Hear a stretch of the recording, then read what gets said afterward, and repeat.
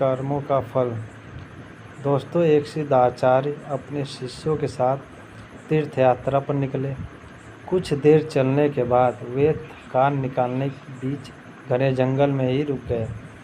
इतने में आचार्य को कुछ आवाज़ें सुनाई दी। ध्यान से सुनने पर आचार्य को समझ आया कि यह कुछ लोगों के रोने की आवाज़ है। उन्होंने शिष्यों को बोला, बालकों, सुनो, ये आवाज़ें कहाँ से आ रही हैं? तब शिष्य एक दूसरे का मुंह देखने लगे, क्योंकि उन्हें कोई आवाज़ सुनाई नहीं दे रही थी।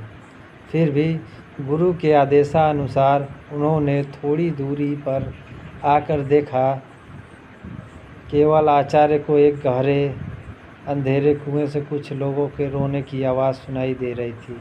आचार्य ने कुएं में झांक कर देखा तो उन्हें 5 लोग बहुत ही बुरी दशा में रोते हुए दिखाई दिए, लेकिन शिष्य को ना आवाज़ सुनाई दी और ना ही कुछ दिखाई दिया। तब आचार्य ने उन 5 लोगों को मुस्कुराते हुए देखा और पूछा, भाई, किन कर्मों का भोग रहे हो? तब ये 5 और ज़ोर ज़ोर से रुदन करने लगे।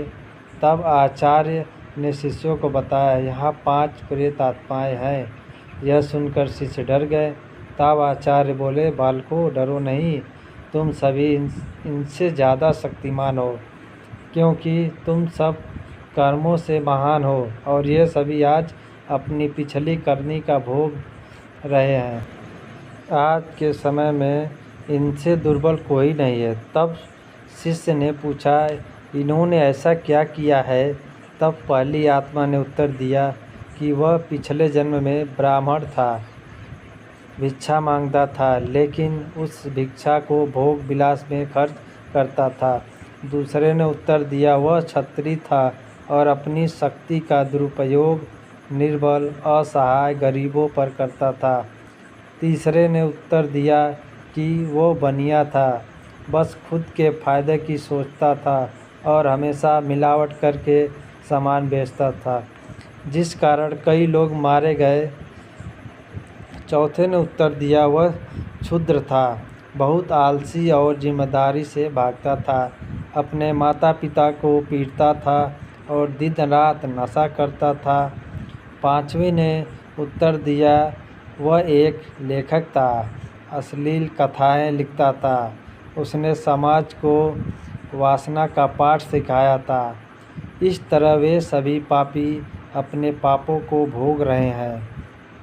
उन्होंने आचार्य से निवेदन किया, आप गुरु हैं, आप दुनिया वालों को समझाएं कि बुराई का रास्ता क्षण की खुशी देता है, लेकिन इसका दंड कई जन्मों तक अंधकार में भोगना पड़ता है।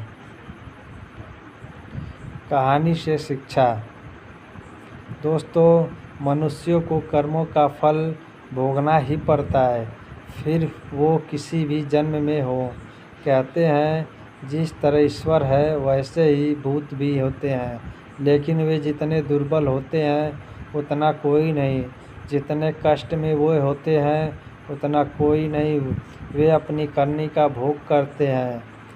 क्षण की विलासिता कई जन्मों का डर बन जाती है। व्यक्ति कितना भी इतरा जाए, नियत उसके कर्मों का हिसाब रखती ही है। इसीलिए सदैव सद्मार्ग पर चलें। अगर गलती भी हुई है तो उसे सुधारें। दोस्तों, वीडियो को लास्ट तक देखने के लिए आप लोगों का बहुत बहुत धन्यवाद। वीडियो को लाइक, शेयर एंड सब्सक्राइब ज़रूर करें।